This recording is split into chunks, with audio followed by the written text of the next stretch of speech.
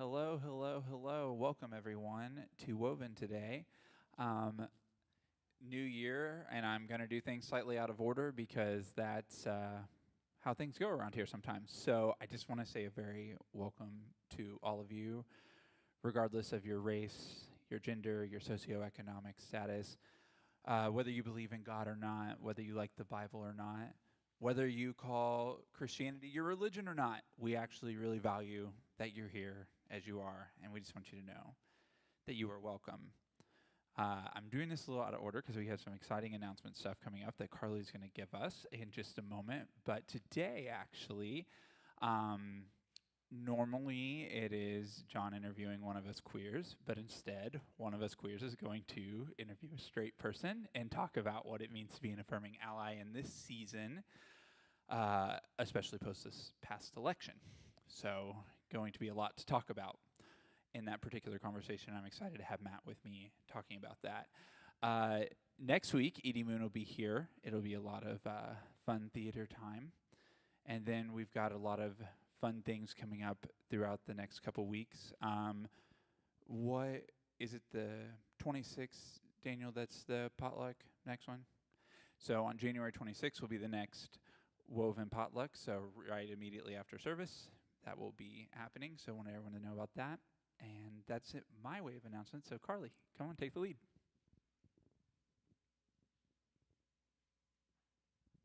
Hello. So I just want to give a quick update on the safe house that we're running, the GAFE house, as it has apparently been called now. The kids started just combining gay house and safe house, and now it's the GAFE house. So we, a little while ago, started an Amazon registry to try to get some extra stuff in the house, particularly another bed, because we ran out. And that has worked. We have another bed now, we have a mattress, we have the capacity to house 5 people. That is definitely going to be the max for the way that our current house is situated. So until somebody drops us another bedroom somehow, that's it. But at least for full time, we still put people on couches. But we have that situated now, and we've updated the registry to include some stuff that we're putting together for a study room type situation, or a study hallway, I suppose, because with all of the bedrooms full of actual beds, the only place to set down a laptop and do your homework is the kitchen table. So we need an actual desk in somewhere and some computer chairs and some kitchen supplies, because some of our stuff, we're always out of bowls apparently when you stick 9 people in the house. So we've added some stuff like that to the registry as well. So if anybody wants to check that out, I know there are links outside. Also, I can give them to you, or they're always in the bulletins and in the church emails. And yeah, that's about it. But I want to say thanks to everybody who has helped. So yeah, love you too. You. And Charles just wants to announce a quick concert thing, and then Daniel, I'll have you take over.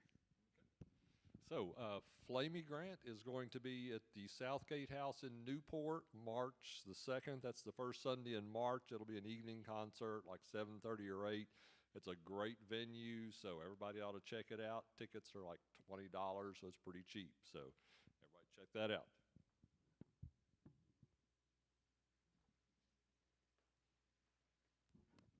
All right. Hi, everyone. Welcome. So for today's upfront time, what we're going to do is there's 2 different activities that we can do. You're invited to join at this little table and color in this little rainbow situation. The colors are the 8 original colors of the original pride flag. I believe it was designed in the 87? Was it 1987, I want to say? I'm not sure. Fact check me on that. But you're welcome to come sit at this table and use the markers here to color in the appropriate lines of the rainbow. Later, this will be displayed somewhere in the narthex. Hopefully, fingers crossed, I hope. I dream. Anyway, another variation of this exercise is on every other row, there are some little cards that have a rainbow on one side, and the words "You Are Loved" on the other, and some crayons there as well. You're welcome to stay in your seats and color those if you would like, or come join here. So, yeah, welcome. Let's make art.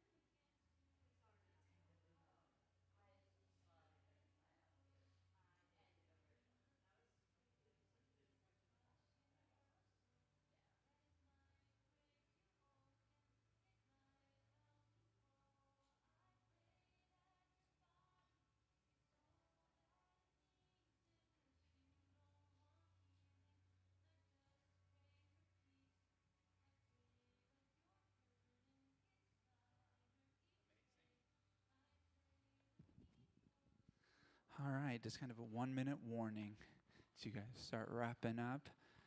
Don't worry, we'll have more art time soon, so that'll be a lot of fun.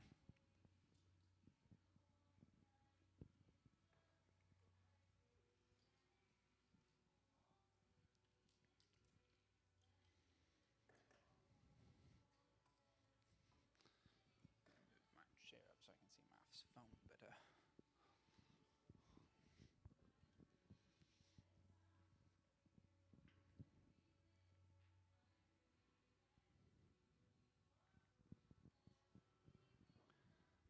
All right. Thank you all. We're going to get ready to transition into kind of the conversation point of today. It's going to be fun. After this conversation's done and we have gather at the table, if you want to keep doing artwork, please feel free. That is always open to anyone who would like. So today, though, I have my friend Matt Harling here to talk, and this is fun for me because I get to talk to a token straight rather than a token straight talk to a token gay. So we are going to flip the script today. So that's a lot of fun. So Matt, why don't you kind of start and kind of tell us your story of how you became Christian and then how you became affirming, probably through that deconstructed journey, and why you still chose to stay Christian while being affirming. Give us that broad picture. Yeah.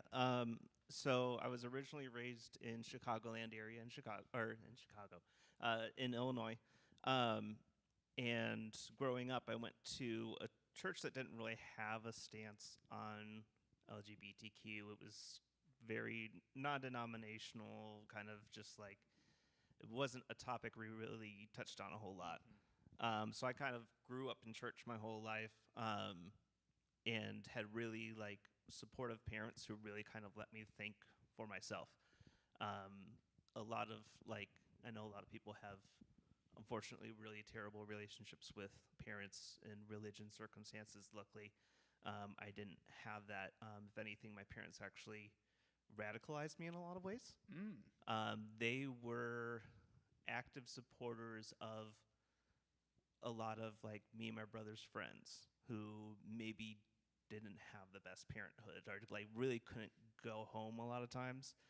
They would shelter those kids. They would take care of our friends in that way a lot. So that was something that was really instilled in me when I was younger. And that's what I thought was properly being a Christian. So like that was kind of the initial thoughts of being a Christian.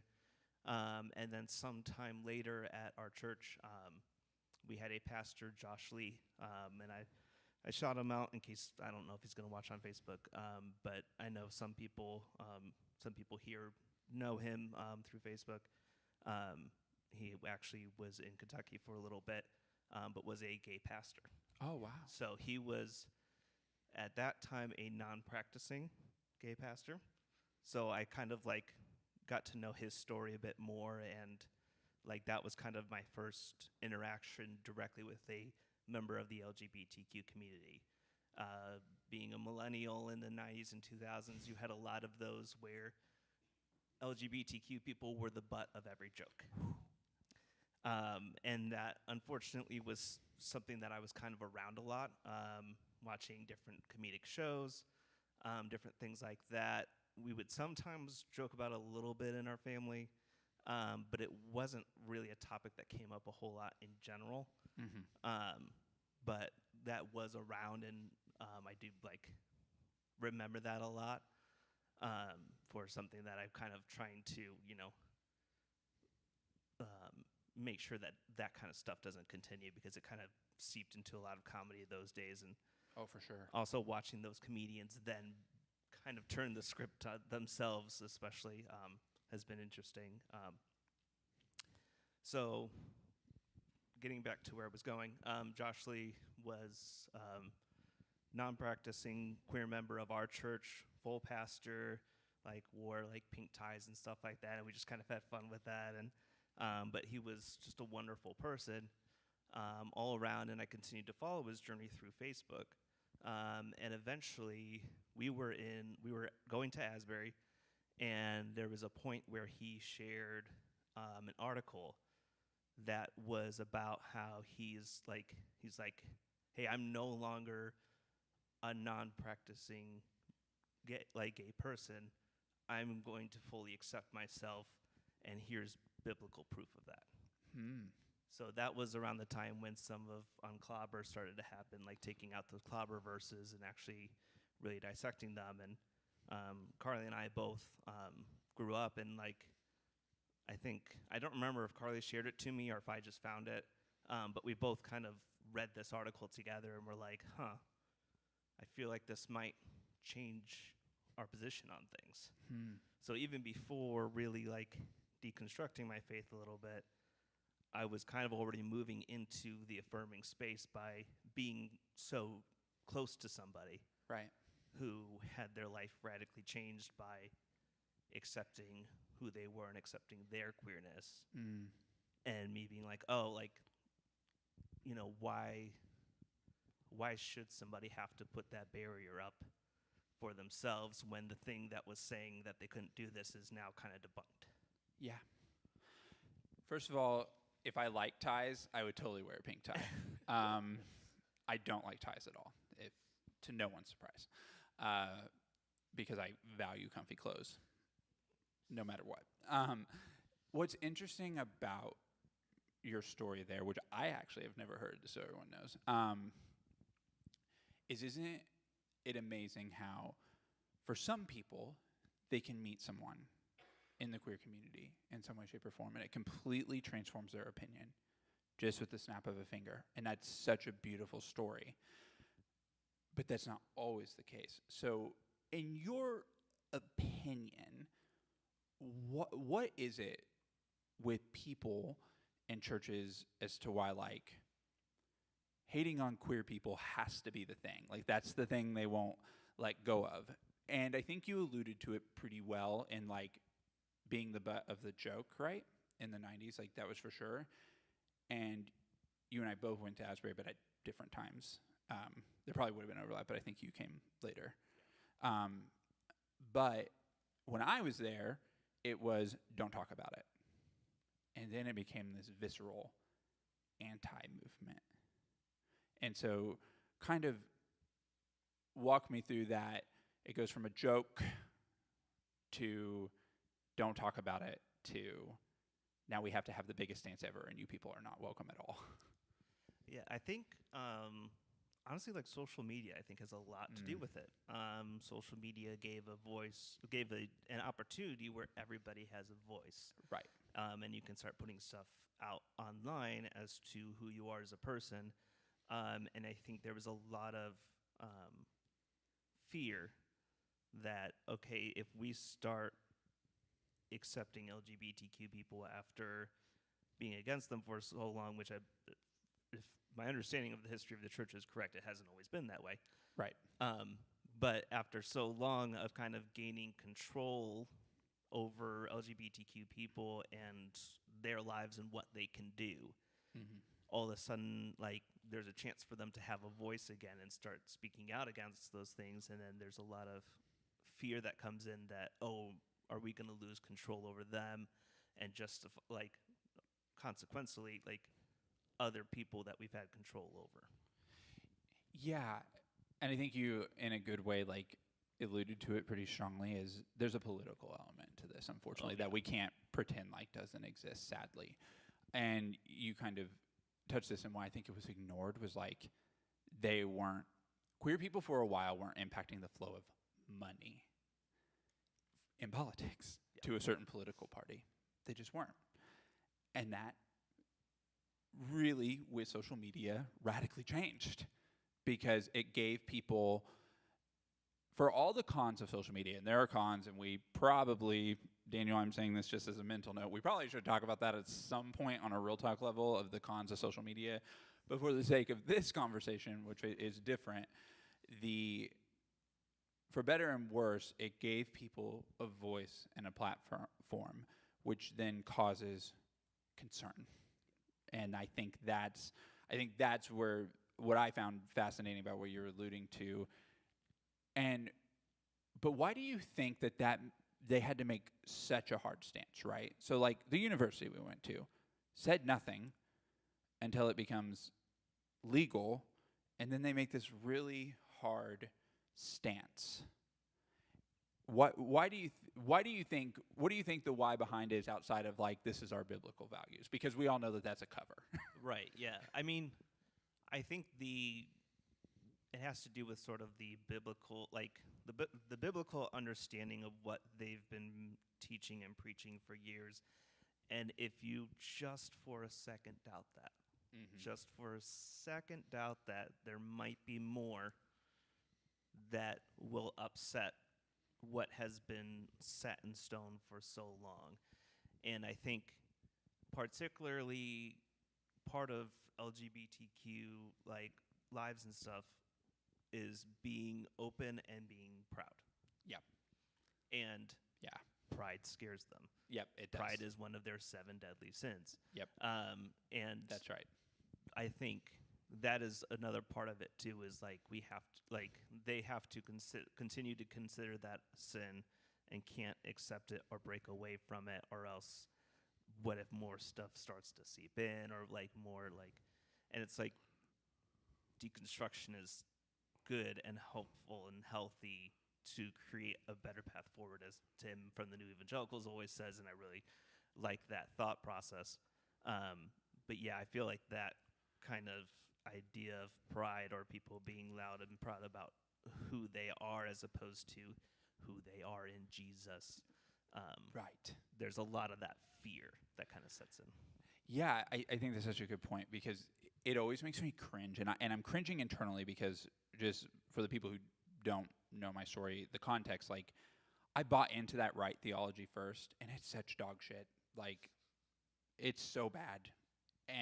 But that's the thing that they have to hold on to, right? Like, they have to hold on to theology, because funny story of just like, when I was growing up in the 90s, dancing was kind of problematic unless it was at a wedding. And even then it could only be group dances unless it was the bride and groom. Like, it's kind of funny to go back in time to that period of time, but that's how I viewed the world, right? And so it is kind of funny as things change and evolve, some people change with it and some people hunker down on what they have.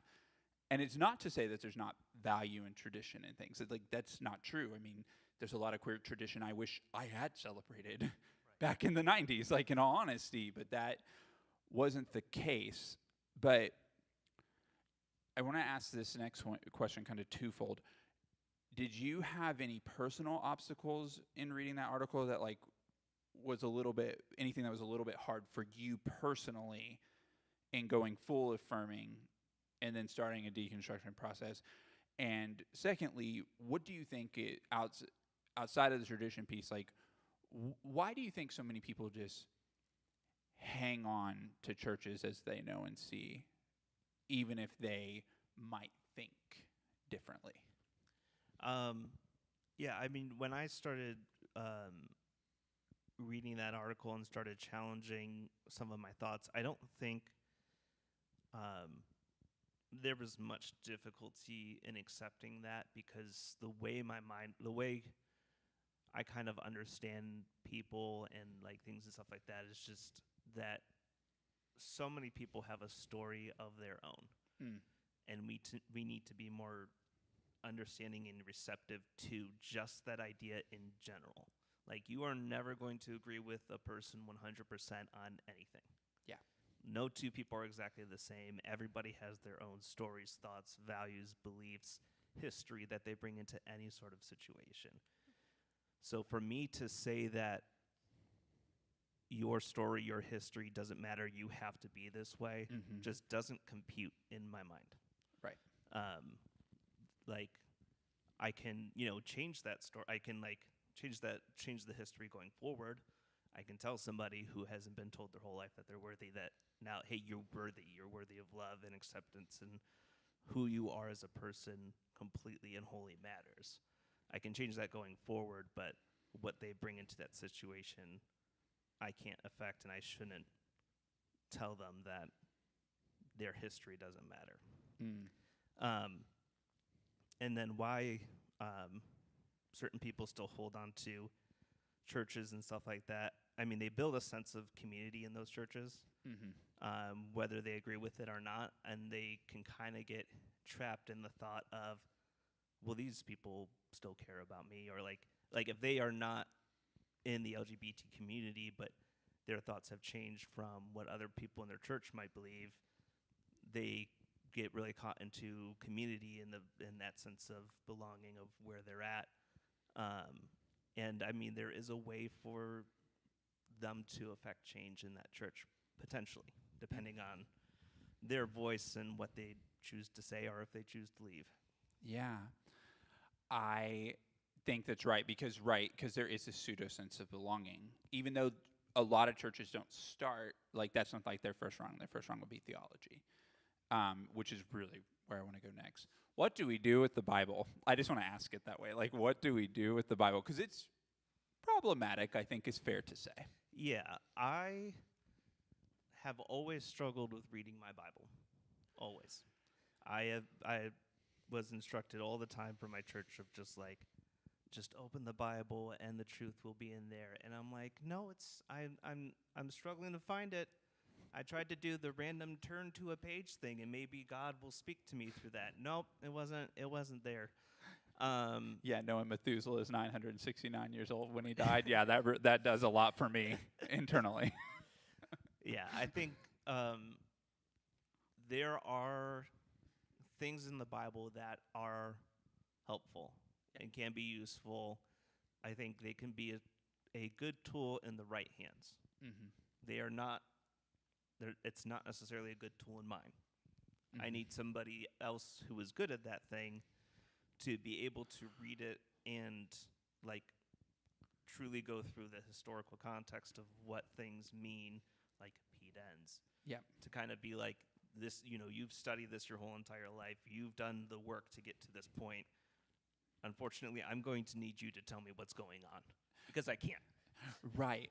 Well, and there's cultural context too, right? So cultural context for Kentucky, then there's cultural context for America, then there's cultural context for any European nation versus Asian, Canada. You get the drift. It's pretty wide-ranging when you add cultural context to it, as well as we are, because of archaeology and science and other things, we're ever gaining knowledge of history, including biblical history, which just really muddies the waters all the way around, which is why I, like you, have never been good at reading the Bible, because someone who just tells me to read it, I go, okay, I can read the Bible like I read the Odyssey, which means that I can half-ass pay attention, and I may not interpret a word I just said.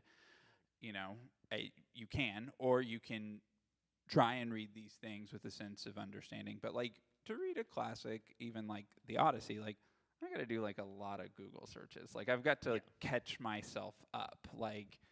I'm not a natural history of literature buff. That's not my skill or my forte. Yeah, not too many people are going out of their way to read classical literature. They're usually having to learn it for a class that's taught by a teacher who's telling you why this has cultural significance. I know. And imagine that for the Bible. Yeah, exactly. So that's the fun part, right? And that's why it's important that there's works out there, like what Tim and April are doing with New Evangelicals, what Peter Enns is doing in the Bible for Normal People, because that's his life.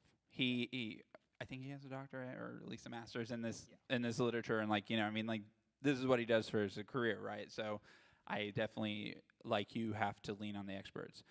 I also really like people like Richard Rohr, who know so much about the Eastern side of it that it hurts my mind and it upsets my feelings, because I feel like everything I learned as a child was wrong.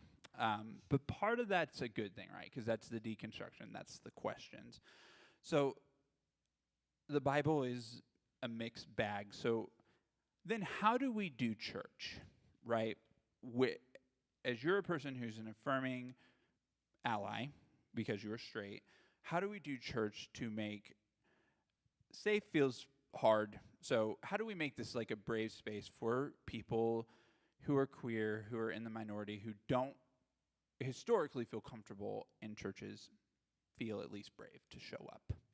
Yeah, I mean, I think, what I love that we do here is we invite more queer people to share their story and share their understanding of things, and bring those voices in, because the best way to make LGBTQ people feel invited is them hearing a voice that resonates with them. That's true for like any circumstance, right? You hear a lyric of a song that resonates with you, you're more likely to go probably see that band live or enjoy their music a lot more, because you're like, oh, they are speaking to something that, I really connect with. And that may mean that some people in your congregation don't quite understand or don't quite resonate. But it's important for them to also hear and understand, and for them to take in that, so that they can better increase their understanding of a community that they're not a part of. Yeah, as you were saying that, there was a song recently that I listened to where one of the lyrics in it was, "So let's go start a fight." And that's kind of like been in the back of my mind lately, is like kind of wanting to start some fights, and some, not physical fights because I'm not a physically violent person, but there are some other fights that I do want to start. Yeah, I've been feeling that same way in this current political climate, and with what I'm doing. Of like, there's a band that just released a song called "Pardon for the Language," "Batten Down the Fucking Hatches," Oh, nice. and I'm like, yeah, I feel that exact same way. That is kind of how I'm going into this next political season. Is I'm going to batten down and protect the ones I love. Yeah, I know. I like this. Why this last tattoo set I got, which I will not show because it's on my shoulder blade and I can't pull my shirt down that well. But it actually says, "Let's start a revolution," with a heart next to it, because it's like, I really do think that there is something important about those of us who do think differently, and maybe an election didn't go the way we wanted it to really be together. And there's something about belonging together where we can start here, right? I pulled double duty today, and I talked this morning, and on a real talk level, like, I don't have much big hope right now. I feel pretty overwhelmed, honestly, by just, not even just politics, but like, career can be intense. Life doesn't stop. Life isn't always kind. Christmas season is always stressful. My grandpa died a decade ago, so that's reckoning. I'm about to be an uncle. That's exciting, but I don't want him. I'm so worried about the world that my nephew's going to grow up in, and, like, all these different pressures come in. But I do think there's something about microdosing focusing on the next right thing. So I really wanted to ask you, like, what do you think is this service called Woven's next right thing for for the people who don't identify as queer, so that they can really be a light in what can be dark for a lot of people?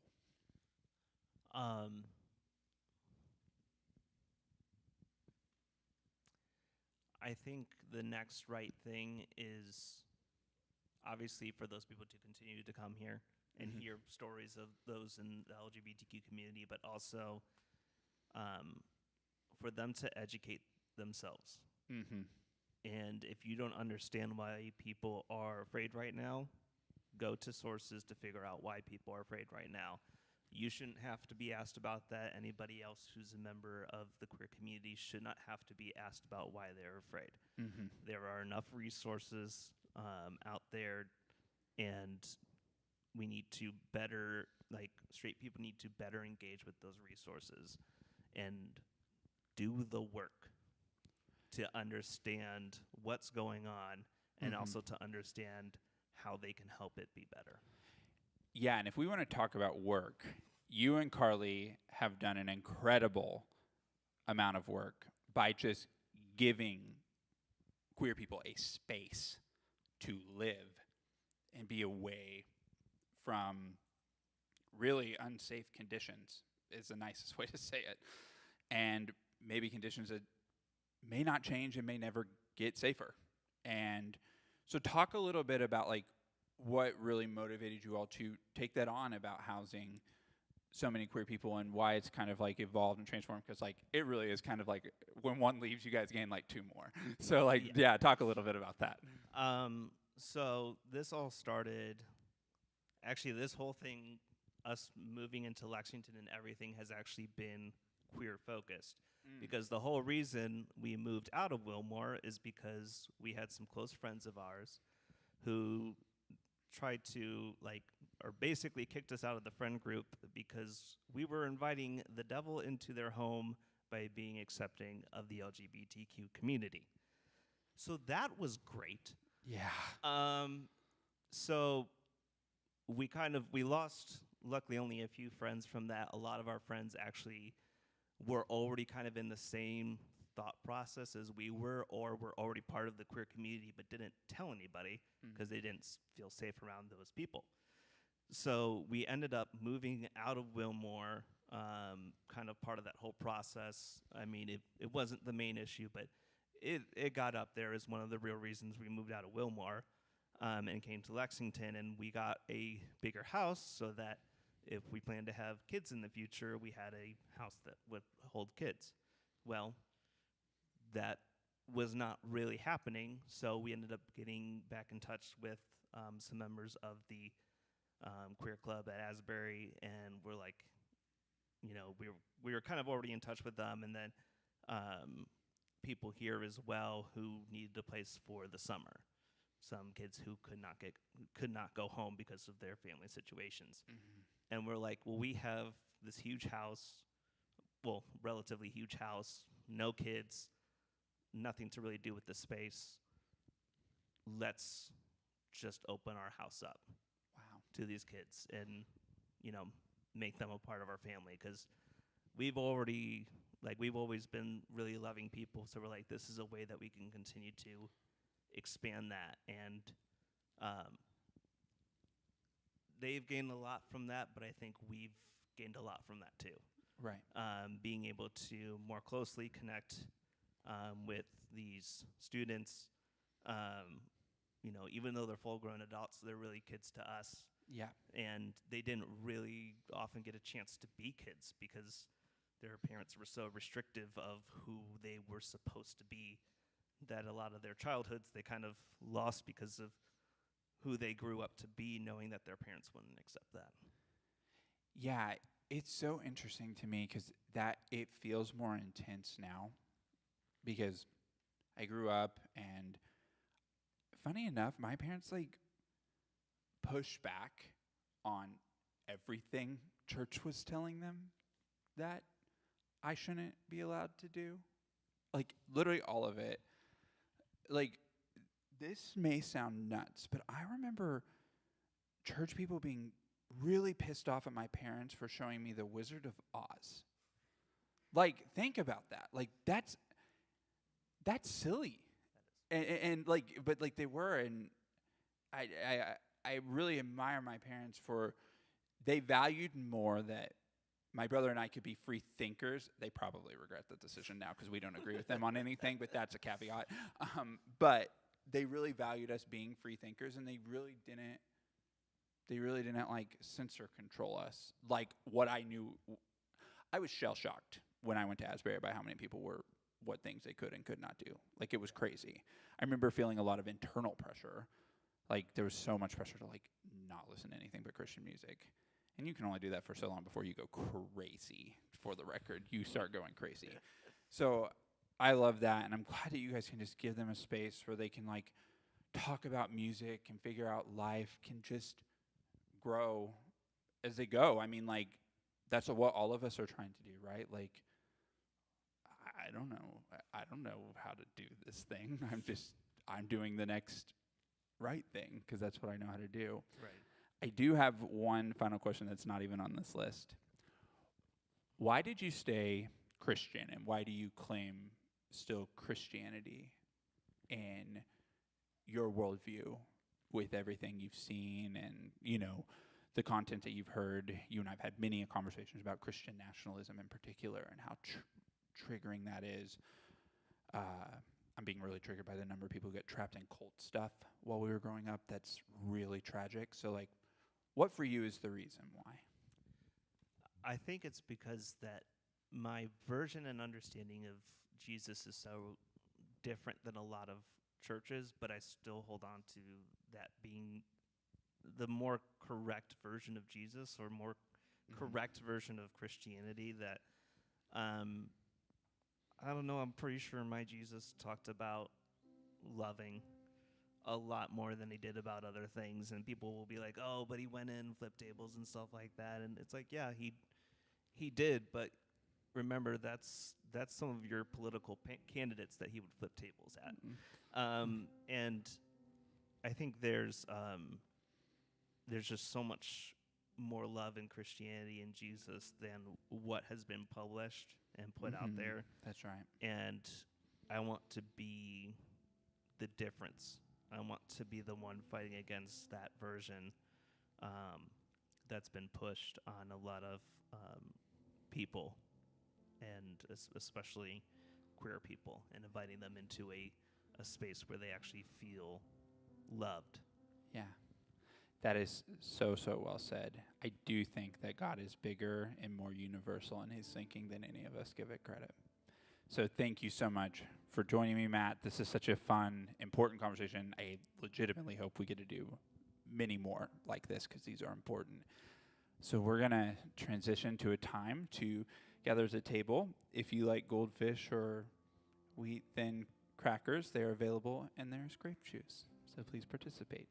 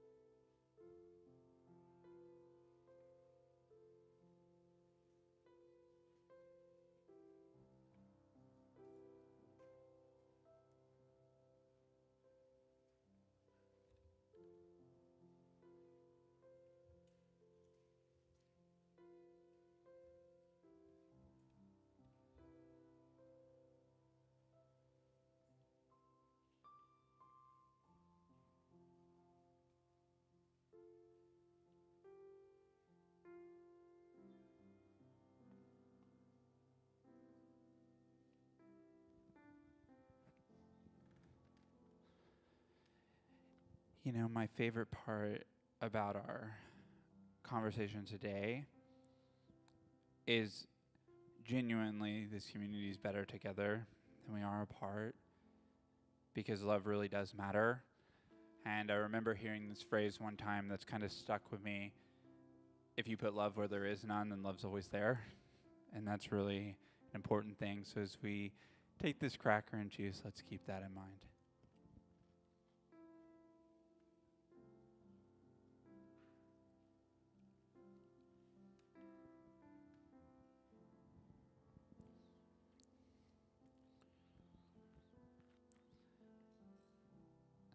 I'm so grateful to you, Matt, and for all of you all for being here. And I just want to end our time with this benediction to kind of just encourage you as you go forward. It says, if your spirituality does not demand beauty or liberation for every person and peace of the cosmos, it is not God you are seeking, but a shallow ritual of self-soothing. Amen, and we'll see you next week.